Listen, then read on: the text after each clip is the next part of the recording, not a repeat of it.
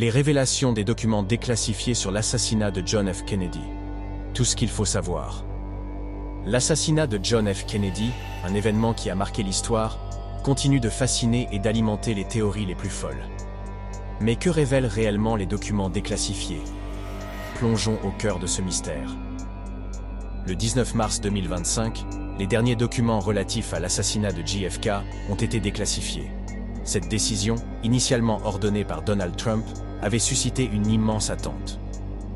L'analyse initiale de ces 63 000 pages n'a cependant pas bouleversé la version officielle.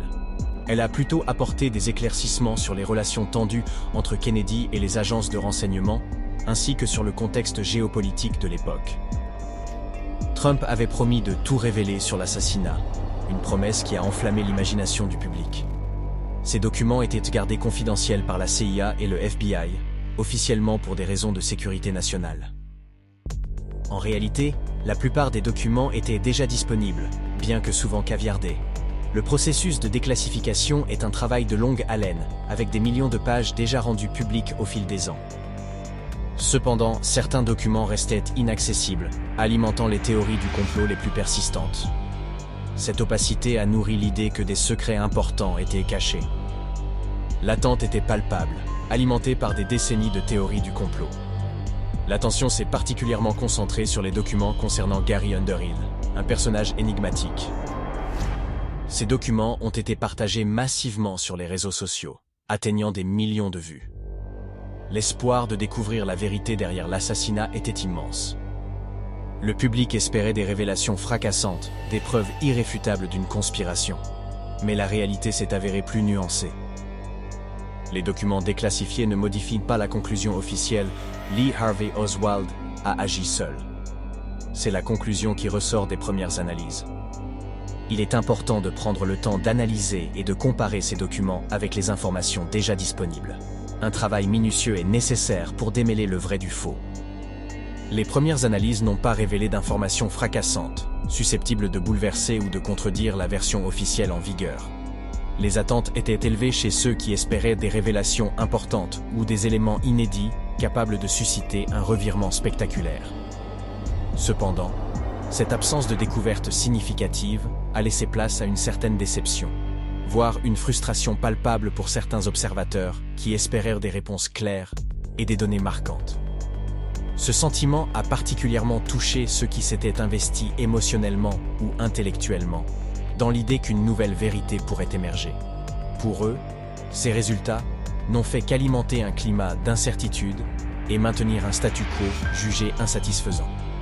Malgré cela, d'autres restent convaincus que des analyses plus approfondies ou des découvertes futures pourraient encore éclaircir certains aspects restés obscurs jusqu'à présent.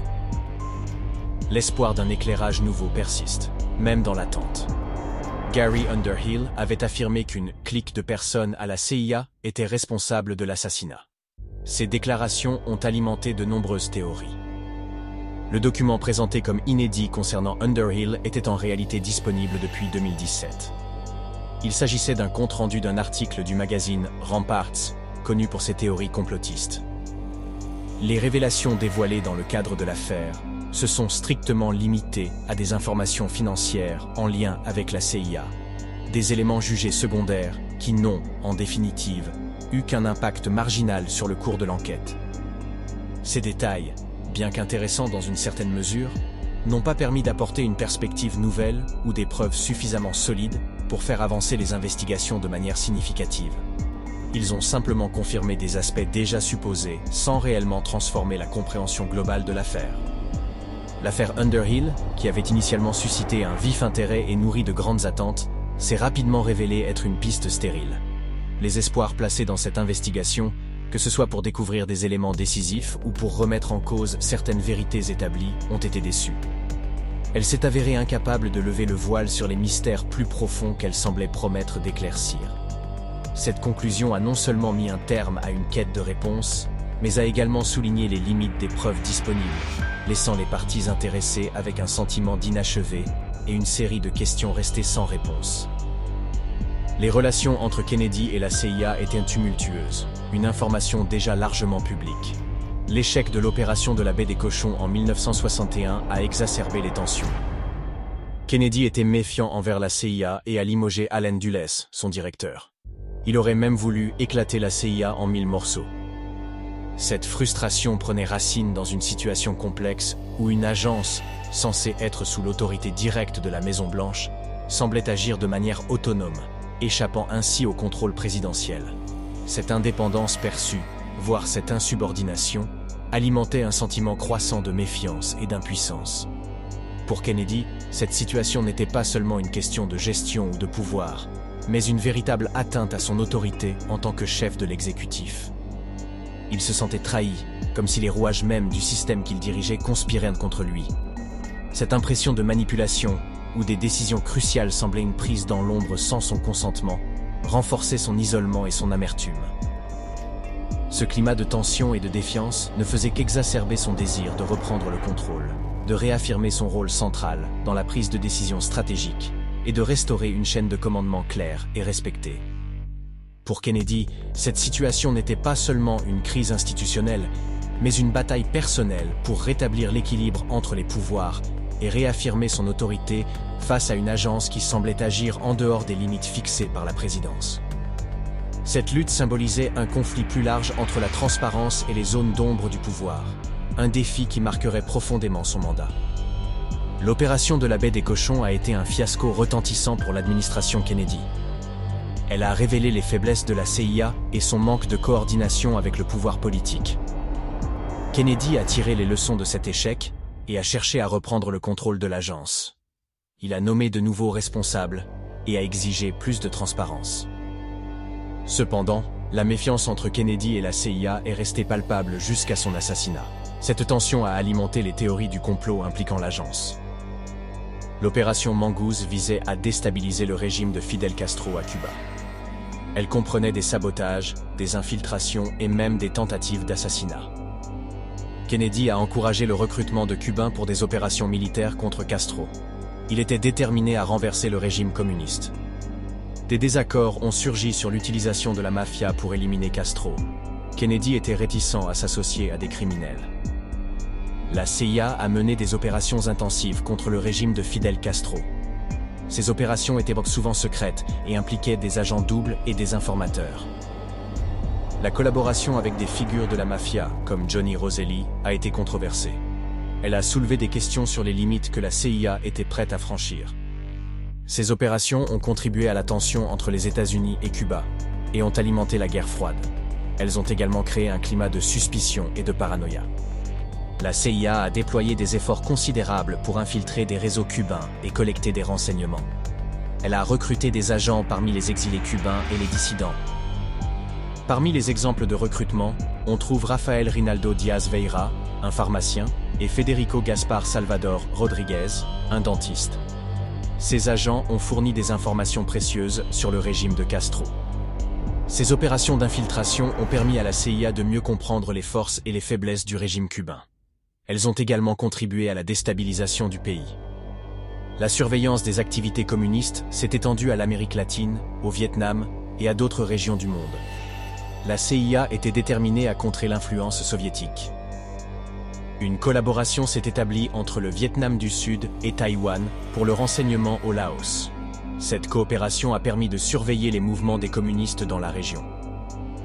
Ces activités de surveillance ont permis de collecter des informations cruciales sur les activités des communistes.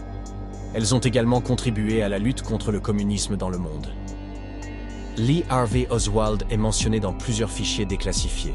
Son profil est celui d'un homme complexe et instable.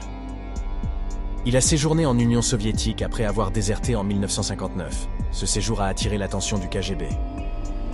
Oswald était un personnage controversé, avec des opinions politiques radicales. Son passage en Union soviétique a soulevé des questions sur ses motivations. Oswald a été surveillé de près par le KGB lors de son séjour en Union soviétique. Les services secrets soviétiques étaient intéressés par son profil. Le KGB a conclu qu'il n'était pas un agent contrôlé. Il le considérait comme un individu instable et peu fiable. Oswald était un mauvais tireur lors de son entraînement en URSS. Cette information remet en question l'idée qu'il était un tireur d'élite. Oswald a été autorisé à revenir aux États-Unis en 1962, malgré son statut de déserteur. Cette décision a soulevé des questions. Abraham Chase et Llewellyn Thompson étaient responsables de son retour. Les raisons de cette autorisation restent floues. Comment un déserteur a-t-il pu revenir si facilement en pleine guerre froide?